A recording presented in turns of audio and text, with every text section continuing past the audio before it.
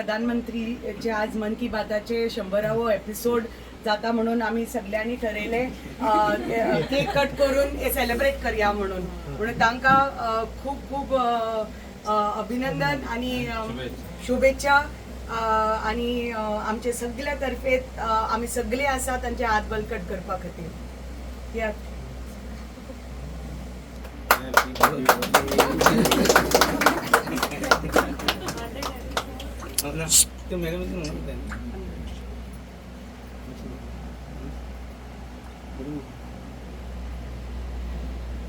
मोदीजीच्या